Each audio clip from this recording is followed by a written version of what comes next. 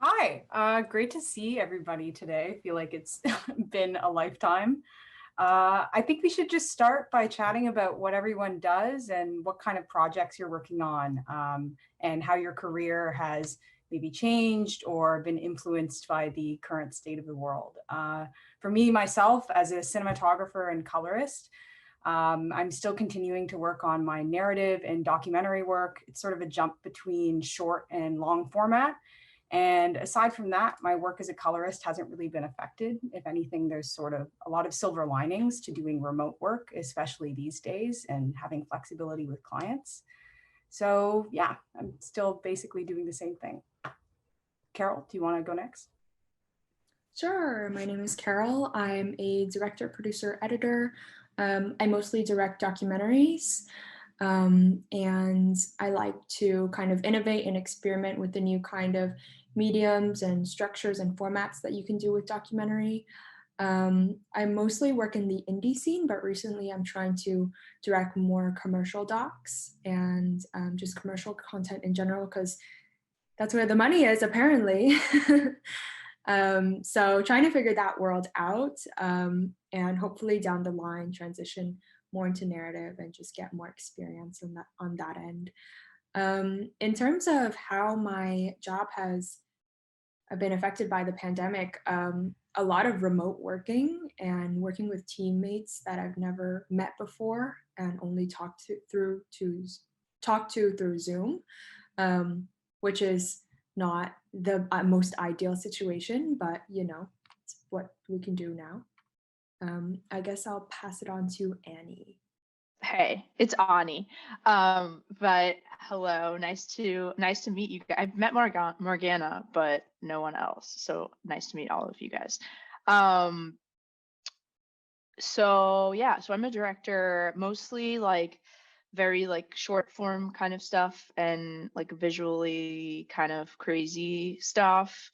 And then I also make like weird like art projects online and like just in the world. I don't know really how to explain it, but so yeah, just like kind of straddling a lot of different things. And in terms of like the pandemic, honestly, I just like stopped working for a little bit, like like I have really been focusing on my perspective and like owning in on what is even going on and what I want to be saying and how and trying to just focus on like how is this making me feel, how do I want to make other people feel. And like I think it's really easy to get sucked in as an artist to kind of doing things that you think you should be doing, even though that's like the antithesis of art.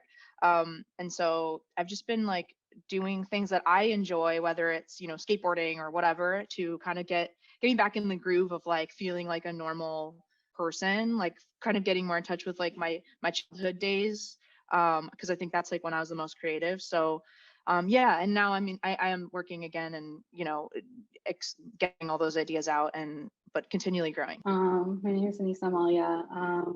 I guess I call myself more of like a multidisciplinary artist. I think it's always weird for me to figure out who I am per se in like in terms of filmmaking, because I've like dabbled a little bit in like all these different things, although I always kind of end up directing more so than like other things. I will occasionally like do editing work on the side. I would just take like freelance editing stuff.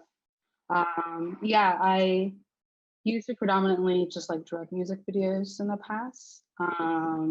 And I try to like get into narrative a little bit, but I haven't really done one for myself, but I would like help other like my friends and their shoot and stuff.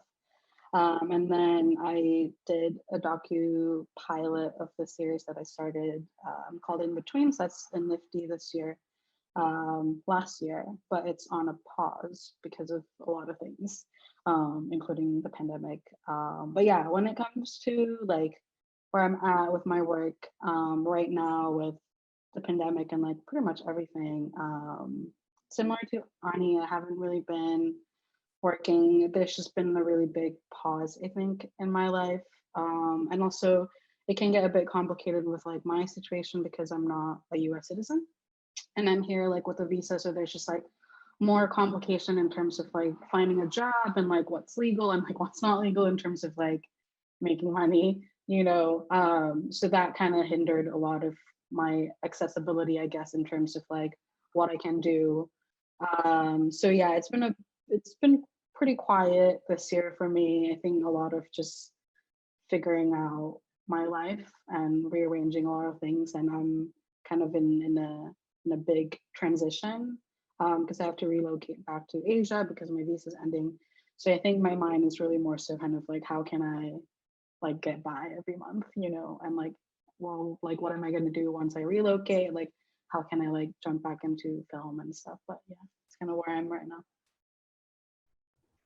Yeah, it's such a such a wild time. I don't think anyone really knows how to navigate this properly. I feel like we're sort of learning and adapting every day. And I think what I try and tell myself often is trying to pinpoint the silver linings of any given situation. Like for my work as a colorist, right before the pandemic, I was getting a big influx in work and I was having people over at my home studio to do in-person sessions. And I was really excited to get into the groove with that.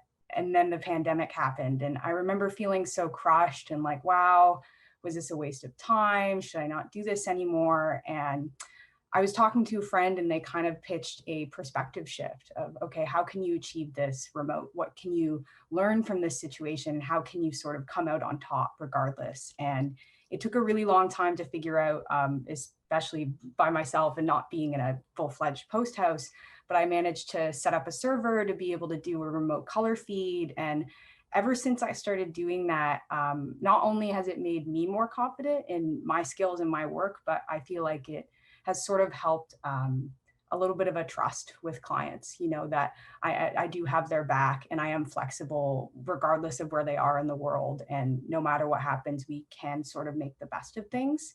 And Annie, I know you were talking about, you know, reflecting a bit more on your process and your personal side of filmmaking. And I think that's another great example of finding silver linings. So I'd be curious to hear if any of you have any specific silver linings or roses and thorns, all things considering. There's multiple silver linings, I feel like, and I still probably don't even know half of them, but I did get this camera, so I've been learning like how to shoot medium format film and like kind of lighting in the studio situation, which is like different than what I've done before. So just like learning different skills that I've wanted to learn, but I haven't really like, I don't know, felt the need to learn until now, I guess. One way that the pandemic has also shifted my experience was with festivals. I have a film in the festival circuit right now, and half of it was online. So that was a really interesting experience to go through. Zoom Q&A, Zoom interviews, Zoom everything. And I think, you know, there are a lot of devastating factors of festivals being online, and you can't have that community, you can't have an audience. There's less of a turn up because who wants to sit through screenings for 3 hours online? But I guess the silver lining to that was the realization that the internet is a really cool place for us to connect regardless of where we are in the world and regardless of if we're in a physical spot together. I've been having coffee dates with filmmakers that I wanted to meet forever. And I've been able to reach out to people who would not have seen my film if it wasn't online. And there have been special silver linings because of that. And the other side of it is you think, okay, well, what if? What is the exposure that it could have had if not? Who are the people that I could have met? How could my career have shifted? But the silver lining of all the people that I'm meeting and connecting through online is something that I don't know that would have happened if I were to just stick to the idea of I know this filmmaker because I met them in real life. So that's been really special to me. I'm trying to think what like the silver lining is for me. I guess because also like when it comes to filmmaking, it has been very quiet for me. Besides, like I would take like a couple like freelance editing gigs, and I guess like on a personal level, it's the space and the time that's available, like that's been created due to the pandemic, and like often like sitting down with myself and really like reflecting on a lot of things is giving me the chance to really think about what it is that I would want to do with film, or like the direction that I want to go and like what I want to focus on. Because I feel like for a while, like in LA, I kind of fell into the whole thing of like, there's like a very specific way on how to quote unquote make it in the industry, I guess. And I kind of have to like shift myself out of that and like figure out what success or like making it really means to me. And yeah, kind of just like being open to also the possibility of, you know, like what would happen if I were to like move, and like how can I like keep the connection that I build here and like continue to like stay connected later on when I'm like outside of the US. And yeah, I'm trying to think what else is kind of like have been a silver lining for me. I don't know, they're probably gonna come back to me later. I don't think it has to be film related either. Like a big realization that I had when all this happened was, holy crap, my life was film and suddenly it's not. All of that was just completely stripped away. And I didn't really think my identity was filmmaking, and I still don't think it necessarily is, but it kind of felt like a complete identity change. And I think for a really long time, I realized that it was really important. I kind of, you know, you sort of start to owe it to yourself to look into other aspects of your life and really sink into, even if it's just studying things and trying to enrich yourself and your learning or being more active. So even if it isn't necessarily a film thing, I think there's a lot of silver linings that we can take away. Yeah, I can definitely add to that. Something that I learned about myself was that my happiness was really tied into my productivity and film. And when the pandemic hit and things just went to shit, I felt like it was the end of the world for me. Like nothing was happening. I didn't know what the future looked like. And my plans for how my career was going to develop was just gone. And that really made me understand how I needed to change where I put my priorities in terms of my happiness and build on relationships that are important in my life that aren't just towards film. I really like what you said, Carol, about productivity. I did a talk last week actually where I sort of talked about this weird fixation that we all, even myself, seem to have on product, and product being the goal. And changing your sort of thinking and outlook towards your process to be solely focused on process rather than, you know, the stills that you're going to post on Instagram or what it's going to look like on your reel really helped me feel happier about a lot of the work I was doing. And that's something that I'm not really sure I would have considered had the pandemic not happened. So I hope that's something that sticks with me for a while. Carol, you said something really interesting about film festivals and participating in film festivals during the pandemic. And I haven't had any films in any festival for about a year now, but I'd be curious to hear from all of you and what the process is like now, having your film in a festival, not being able to go to the festival. How does that affect you? And does it, you know, maybe change your approach on how you market your film and who you show it to? Totally. I don't know if Anissa and Ani, you guys have films in the festival circuit right now either. You do? I guess you guys can speak, like add more on it and let me know what your experience is like. But with my experience, it was insane because this is the first time that something this big has affected the festival circuit, and even my distribution team didn't really know how to handle it. There are different restrictions that we had to understand and figure out what's best for our film, whether it's geo-blocking, whether it's putting a ticket cap, which platforms are good. And then, you know, you really understand that film is such a word of mouth industry and that it's so important to go to these cocktails, to meet these people, to just introduce yourself in person. That is totally stripped away from the pandemic. So in terms of my distribution strategy, I'm working with a distribution team and a publicist right now to try to figure that out.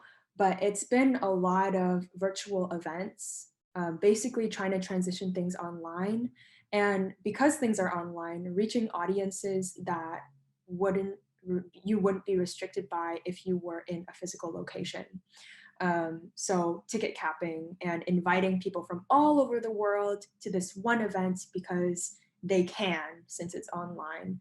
And then, yeah, I think that's all I can remember that comes to mind right now. Maybe Anissa and Ani, you guys want to add something? For me, I don't know. It's just like, I guess like within between. So like I have it at NFFTY this year, and I guess it's kind of like my first like non-music video slash like a project that really means a lot to me that I'm trying to expand and like share with the community. But with that, it's also just like very interesting because I had kind of like my own personal thing that made me wonder if it's really something that I want to like even share to the world right now. I guess like the reason why I like applied for NFFTY is because like, oh, it's my last NFFTY, and like NFFTY's been like a really big part of me as a filmmaker, right? So it's like I'm on the age cap, so it's just like might as well try. But yeah, it's definitely like interesting to kind of see what the process is, because like I used to intern for NFFTY as well in the past, like back in 2014, 2015, and like being in that environment and like understanding how that works and like film festival works, and just like having the ability to like meet people that you probably would have like not met in like beforehand outside of like the festival, and kind of now experiencing NFFTY in this sense is definitely quite interesting. But yeah, I guess like for me right now when it comes to my film, because the project that I did was kind of like a pilot episode for this like bigger series that I'm planning on. I'm kind of just taking this time right now to figure out how to expand this and like continue to work on this series, even if it's still gonna be like in the midst of like a pandemic, and like what I need to shift and like what approach I need to do. And like I did a project actually with a friend. We co-directed this kind of short doc for a nonprofit in LA called Churla, who like works with immigrants and all that stuff through this program called Women Excel Project. And like having that experience of like working remotely, co-directing through Zoom and only like using found footage in the project kind of like really shifted how like in the future maybe that can be applied to my own practice. And yeah, but I guess when it comes to distribution strategies, I honestly probably might not be the best person to answer that. Maybe Ani have more to say than me. Yeah, in regards to like festivals and like I'm pretty untraditional in that aspect. Like I don't really know anything about it. Not that I don't know anything about it, but like I don't know. Like I think the biggest thing I can provide is like okay, I'm going to try to explain something. I don't know if it's going to make any sense, but I'm going to try. So, for me, the biggest thing during this time period has been like perspective shift. And when I say that, I mean, like, I feel like we're always like waiting for we're all like, I feel like even the audience questions right now are like, how do I like do this really cool thing? Like, how do I be successful? And that's valid. Like, I think that all the time, and I'm always thinking about that, but it's like shifting your perspective to be like, whoa, like I already have it right now. Like, even though, I'm not directing a huge like night spot at this moment, I'm sitting on a call with these amazing people, or I'm getting an opportunity, like even if it's for like not an unpaid project, like with an amazing artist I love, and like focusing on like getting to like express yourself. I don't know. I'm getting really cheesy, and I know it sounds cheesy, but that's what I've been practicing the most during this time. to like be more, I guess, like present and like, yeah, less concerned about like the future outcome and more concerned about like what you're doing with like what you have in front of you and like being more vulnerable and open, which is really terrifying and is really not like supported in the world, unfortunately. But that's what we do, I guess. Yeah, and I think like I can agree, like almost like redirecting or like reshifting your perspective on like what filmmaking really is, because I feel like for so long, like filmmaking can only either like be like A or B or C. Like there's just like a very specific way, right? You have to do this in order to get to this place, and then you have to like figure out all these other things, like you know, like with distributions and all this. I think like it's never really something that I think about often. I guess for me, like in the end of the day, it's like filmmaking to me is really more about sharing stories, right? And like providing this space for this story to come to life, and for people who watch it can connect to that story and feel like, oh, like I feel seen or I feel heard. And I feel like that's kind of always more so like my perspective on like making film, I guess, or like creating films and stuff. And in a sense, it's like almost the pandemic is like providing this space of like what can filmmaking be outside of what people expect filmmaking to be, right? It's like how can filmmaking be more accessible?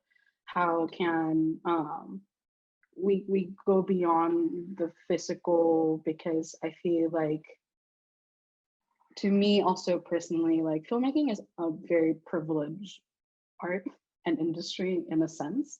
There's a very specific like privileges that exists within this medium, right? And like for the most part, folks with those privileges often get like an extra step into like getting to like where they want to be.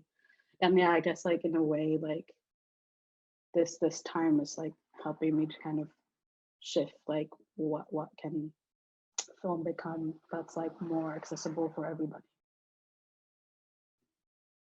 Yeah, I just want to add one more thing to distribution that I remembered, but now with the pandemic and everything online, the rule book for distributing indie film and Hollywood films in general is out of the game. You know, it used to be A festivals, B festivals, broadcasters, sales, and then online.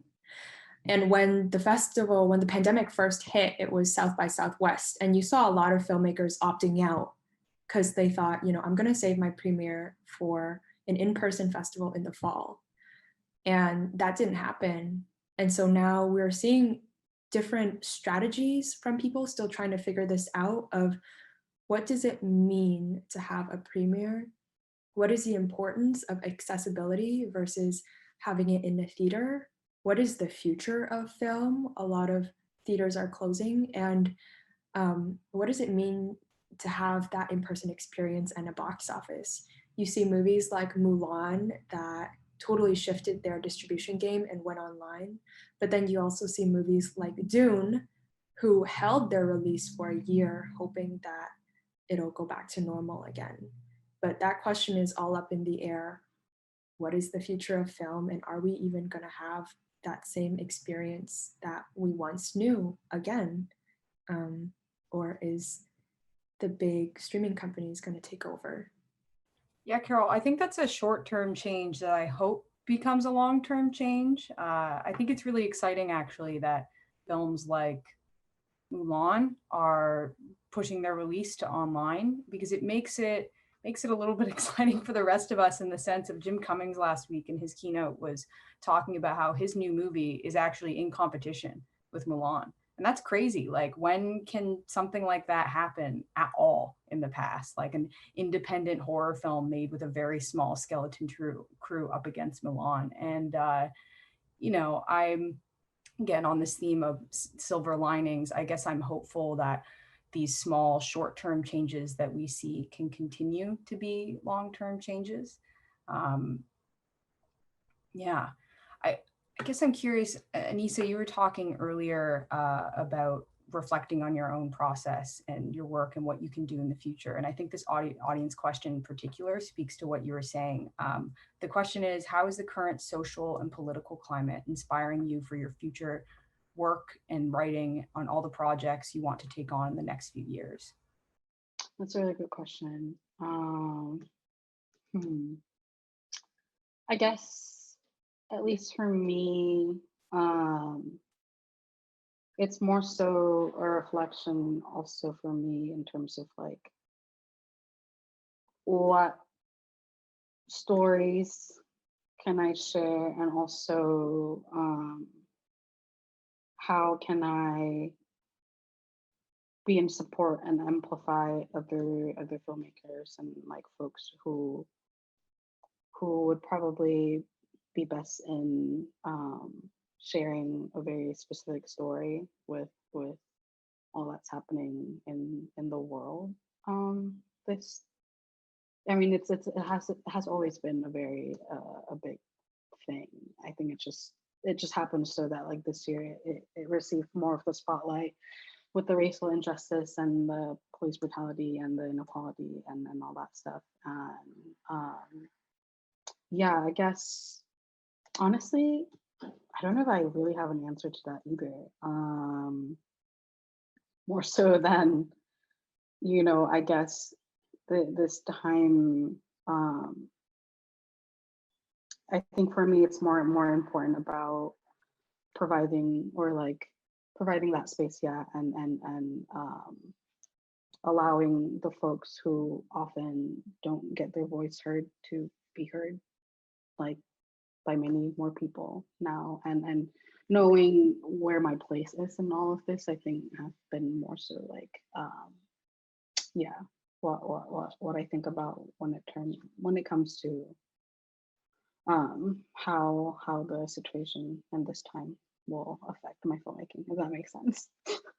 Yeah, definitely. I think especially even for me in my work as a cinematographer, I feel like every year that goes by, I feel increasingly more passionate with this idea that the crew that you hire, ensuring that there's gender and racial parity, like there's really no excuses anymore. You know, I'm really tired of hearing, well, I know this like white dude named Bob, and we're just gonna hire him because he always does the job right. Like it's not really about who can do the job right anymore, in my opinion, because if we're actually going to see change, we need to be very brutal with ourselves and who we're working with, so that we can hear and have more voices heard and new perspectives.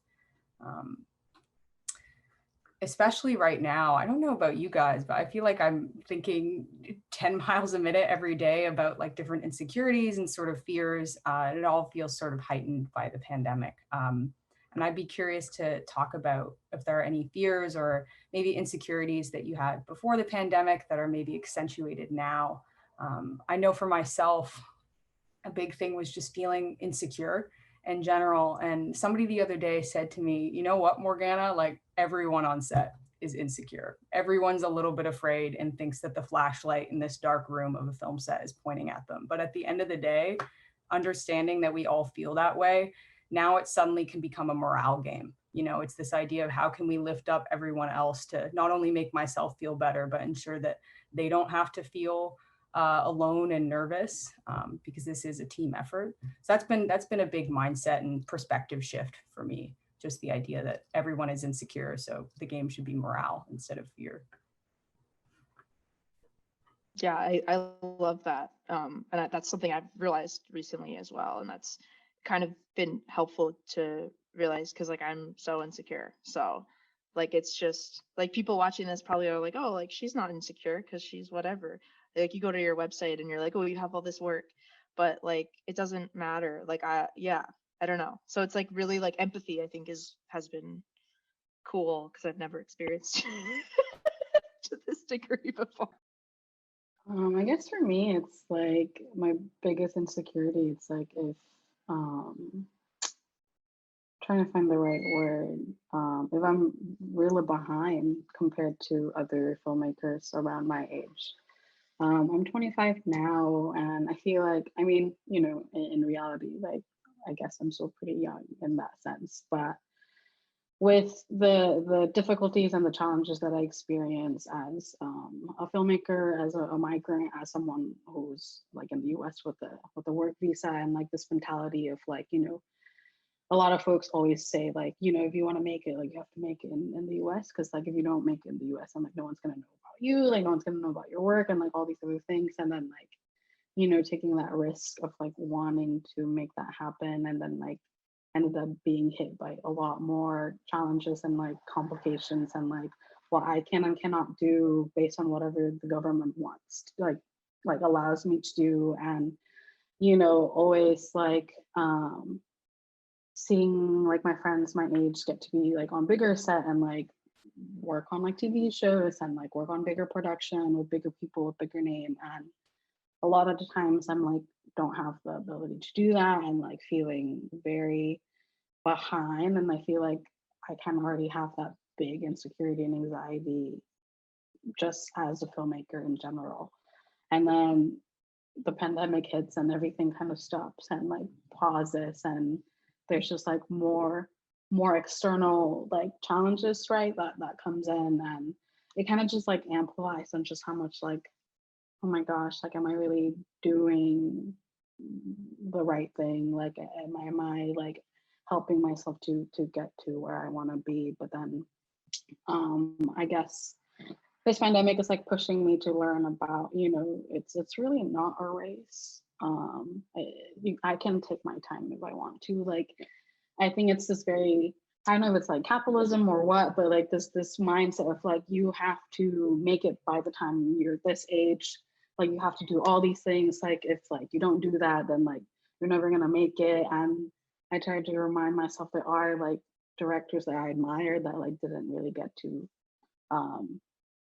make big works until they're like 35, 40, 45. Like it really isn't, you know, a race in that sense. And like learning to be okay with that, I guess, learning to be okay, like, you know, I am where I need to be in that sense. And like everyone kind of have their own path in terms of their career, and like being okay with that. And because it's so easy to feel very small sometimes, I think, in filmmaking, especially when like, you know, like, I don't know, there's something about filmmaking where unless you make a narrative film, no one would really acknowledge you as a filmmaker. Like it kind of like you kind of have to make a narrative for people to be like, oh yeah, it's like they're a good filmmaker, or like a good director, or like something like that. And like I haven't made a narrative at all. And like there's that layer too that I'm just like, oh my gosh, like how can I show folks like what I'm capable of if I haven't had the chance to do a lot of these things. But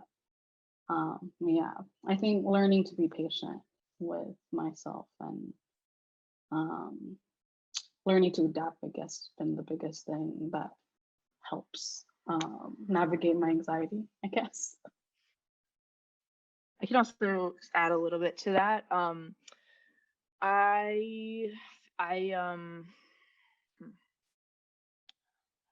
Yeah, like there is this conception of, you know, you're not a legitimate director until you're on a huge set with 30 people and you have, you know, XYZ.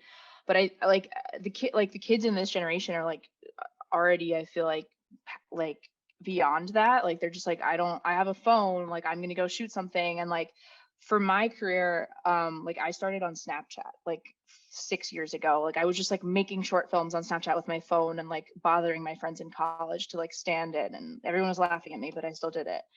And then I just like kept advancing. Like I didn't like get stuck into like, oh, I'm going to be like an influencer, or I'm going to be doing this. I just was like using it to like build my perspective, and like I'm still building my perspective with whatever I'm doing. And I truly do believe that it's really, obviously it's like challenging, especially if there's certain financial conditions and different things like that, but like you can do stuff kind of in an alternative way. It might take a little bit longer, it might not be what you're expecting, but I think the most important thing is to find your voice and find like, you know, even if it's like, I don't know, like a drawing, I don't know, like there's different ways to find your voice, I guess. And so yeah, that's all I have to say.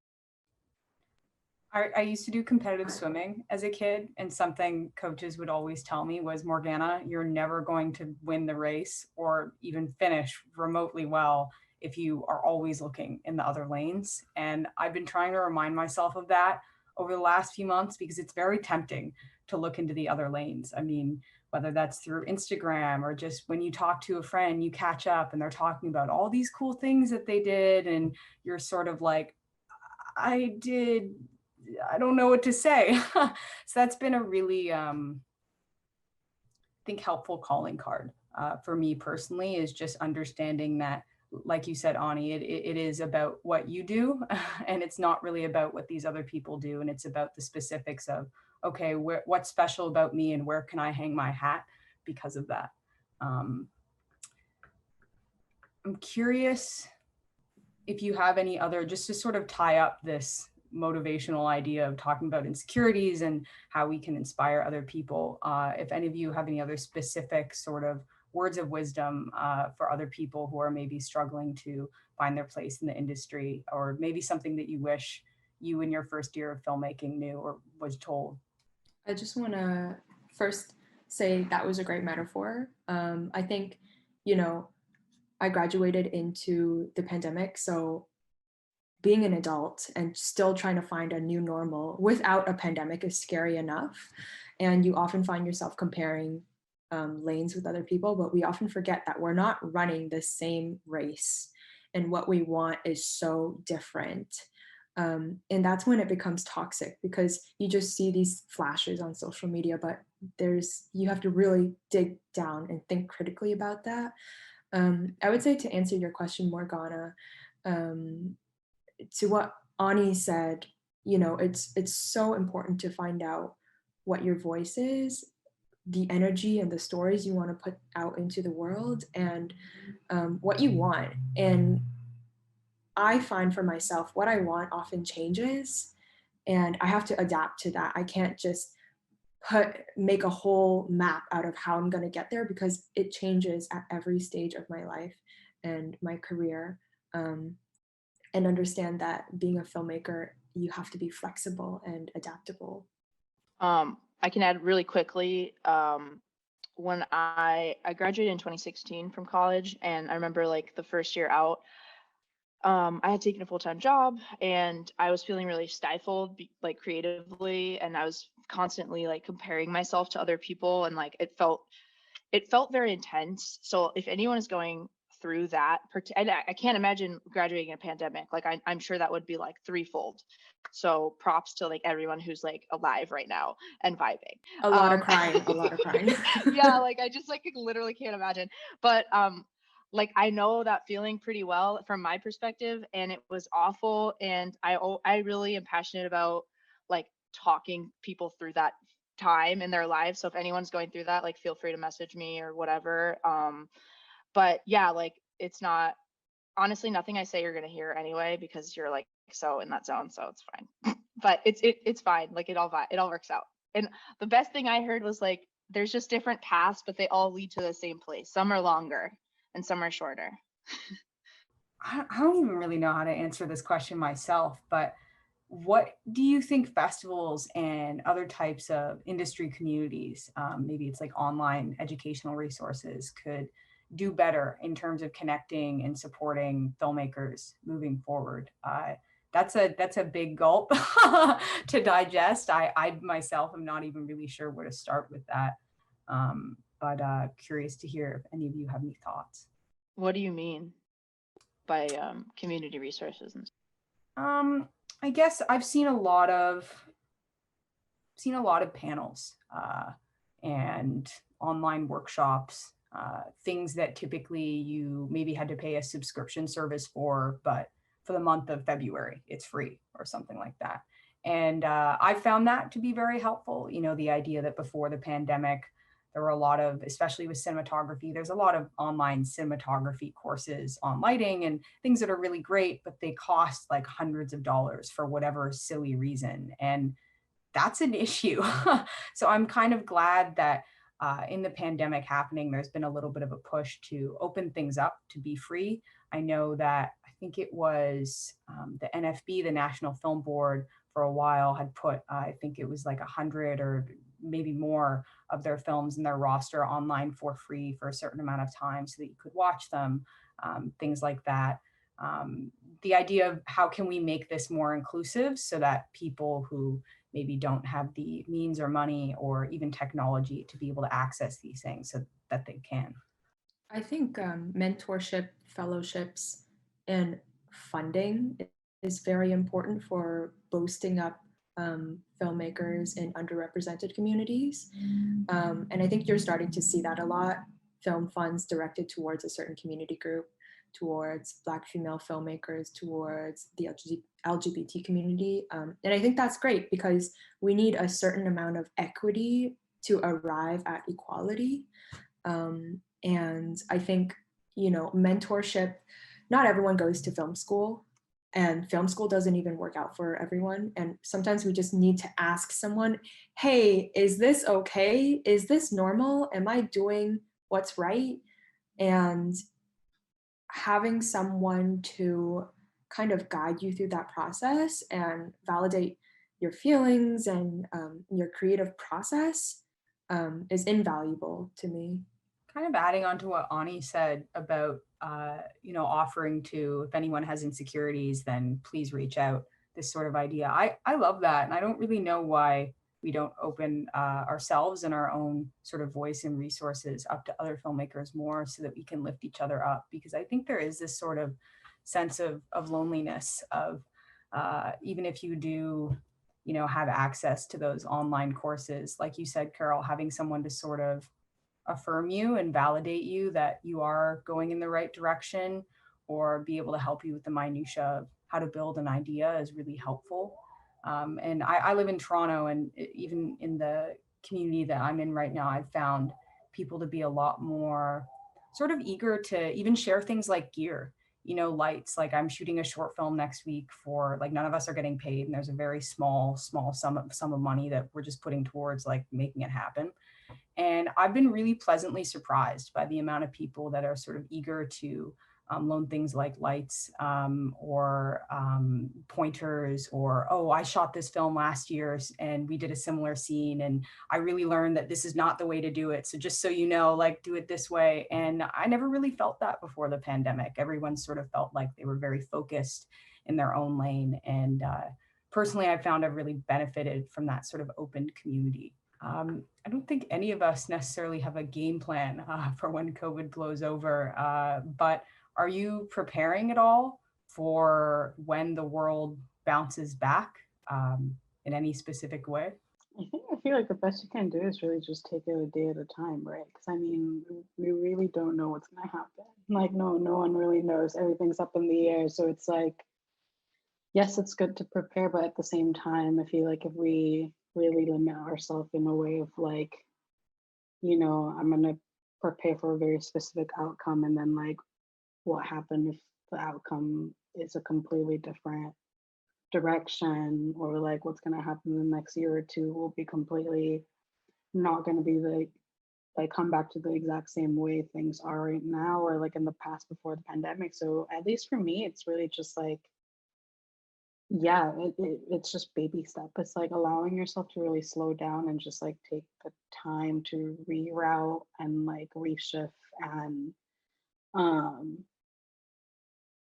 plan as you go. I think, at least for me, it's like I can't really even think way too far ahead, like even like months in advance. It's just kind of like, this is what's in front of me right now, and it's the best I can do is really just focus on that. And coming back a little bit to like the previous question, yeah, I guess like really right now is the biggest thing is community support and like accessibility, and really just like supporting one another. Because yeah, this sense of like competition and all that stuff sometimes I feel like really hinder the possibility of people collaborating and producing something really great, when it's like kind of this scarcity mindset, right? It's like, I can only be the one that does this, like I can only be the only person that make it, or like et cetera, or kind of like feeling really iffy of like wanting to share resources with others,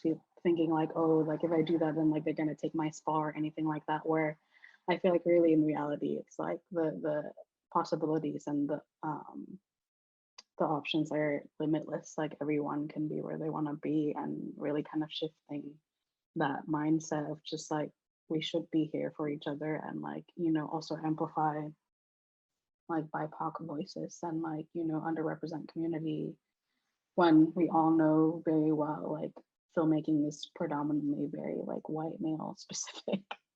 industry, right? I mean, like, I guess a lot of industries are, but yeah, focusing on that. And, for like festivals and like other platforms, like big platforms to like really focus on amplifying those voices as well. Like if you want to make a panel, then like make sure like at least 90% of the panelists are people of color, or like women or like queer people of color. Yeah. Just to add on really quickly, I really like what you said, Anissa, about how someone else's win isn't necessarily your loss. And that's something that I don't know, I just see all the time, people tentative to share their secrets, which is silly because what about any of this is a secret? I mean, somebody's probably done it before. So I don't really understand this hesitance of not wanting to share something because then, oh, maybe that person will take my job later, because that's not the way it works. Like, we're not in the same lineup. There's no line. Yeah. Carol, I'm not sure if you had anything specific you want to say. Oh, sorry, Ani. It's okay. You guys can go. I'll go after. Ani's back and she's vertical. Wow. Sorry, my Ani computer died. It was no, I love it. Carol, do you want to go? Sure. I don't know when this pandemic's going to end. So like Anissa said, I'm just taking it one day at a time. And I think trying to plan just a month in advance, because I thought that this would be over by October, and look where we are now. And I think it's also hard to tell because we're in a time where by next week after the election, that could determine the future of many things. And it's just hard to say. It's very difficult. I have two things. First is a question for you guys. And it's along the lines of what we were talking about earlier about reaching out to people and like sharing resources. I always felt like when I started, and I was actually like I interned a bunch of places and then I had full-time jobs. Like I was less so like doing my own freelance artist thing, but I felt when I was in that corporate world, it was much easier for me to like reach out to people, or when I wasn't actually making stuff, it was easier for me to reach out to like a director and get a coffee. But now I feel like it's not, like I feel weird about hitting up someone because it's like my competition, or like, do you know what I mean? And like, I know we're sitting here being like, it's fine to do that, but I'm curious about you guys, like, what do you think about that? And like, how are you navigating that? Do you know what I mean? Because like, I want that to happen, but I don't understand why I have a personal hesitance to it. I feel like it's very different in LA versus if you live anywhere else, because when you're interning at a big company in LA, I feel like you have that big label under your name that kind of validates you. But I don't feel that same way in the Canadian industry, at least. What do you think, Morgana? I think I've been pleasantly surprised by sort of, because I agree with you, Ani. I feel the same way, and you might feel that hesitance in reaching out to someone else that is also shooting a lot of similar projects that you shoot. But I find when I just sort of just forget about it just for a second, just to do the action of reaching out, I'm always typically like met with a good response, because people, I've learned, are sort of tending to feel the same thing. Like, these might feel like radical ideas to us right now, but it's just because we're not really talking about them that much, and because we're all sort of walking around a little bit hesitant, thinking that none of us want to talk to each other, but we really do. I think the best thing I can say is, if you reach out to someone and they're rude to you and they don't want to talk to you, well, great. Now you know. now you know, and you know that that's not someone that you should strive to learn from or be like, because again, you want to build a community of people that you feel happy with, and that doesn't include people who, for whatever reason or ego, don't feel like responding to a very simple Instagram message. It's a really good question. Well, I guess like personally, I haven't really done that in terms of like reaching out at least to like bigger names and all that stuff, or like people who are like more in the industry. I think for me, my perspective is more so like, how can I connect with people around my age within the community, like my own community too, and like how can we like amplify each other's voices. I think like for the most part when I'm like navigating my film projects and stuff, it's more so about like connecting with other like people of color, you know, and it's kind of more so like always like how like the folks I reach out is kind of like, oh, there's like another like BIPOC filmmakers that I like admire, and would just like chat with them and stuff, and like, you know, sometimes sprinkle like, oh, maybe we can collab and all that stuff. But when it comes to like bigger people, I guess, I don't know. I've never tried myself, but I guess when it comes to overcoming that feeling of like,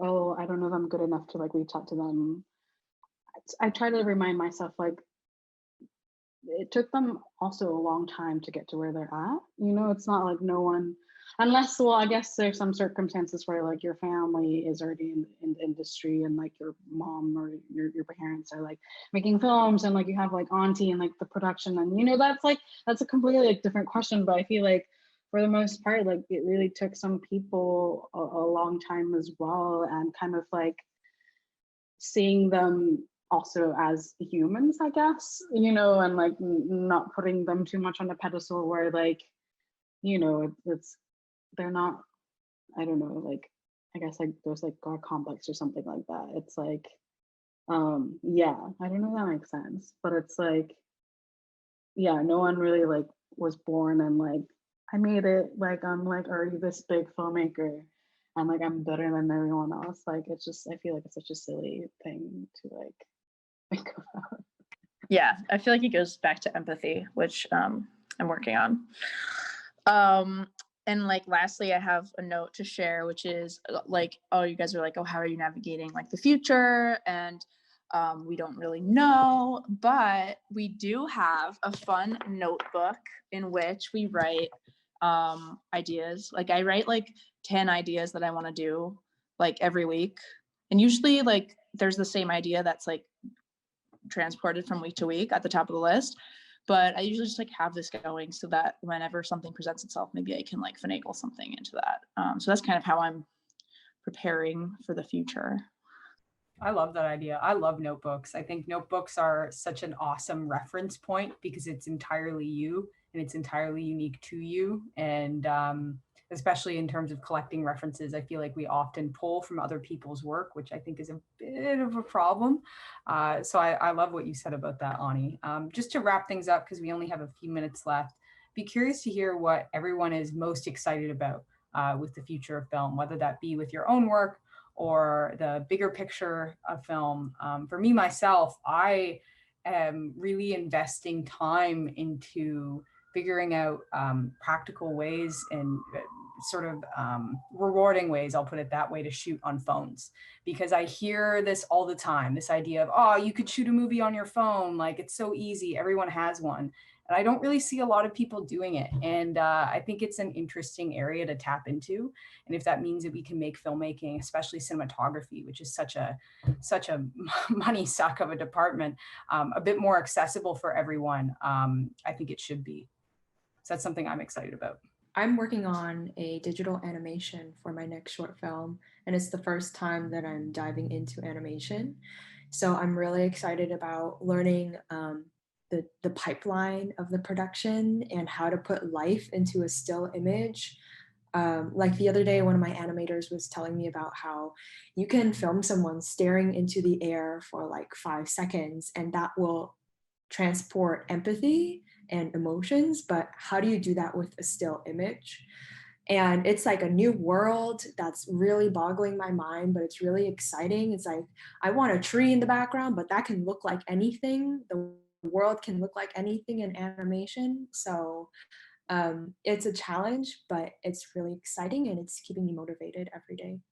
I don't know, I guess for me, it's really just kind of, I think it's more so from a place of curiosity of where this is all going is kind of what keeps me excited, I guess. It's yeah, kind of allowing ourselves to see beyond like what filmmaking has been and what can filmmaking be, and also, yeah, possibly like more collaborative work with people who like don't live in the same country, and like how can we can go about that. Ani, unless there's something else you want to say, I think Dan has entered the chat. I'm back.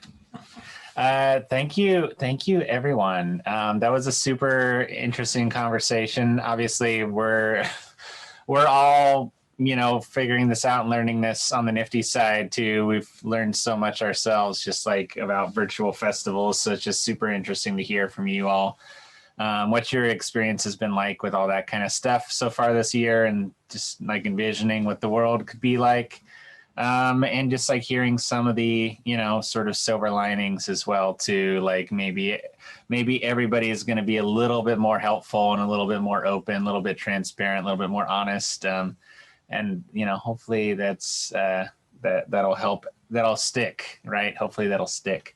Well, thank you so much, Anissa, Carol, Morgana, Ani, for this conversation.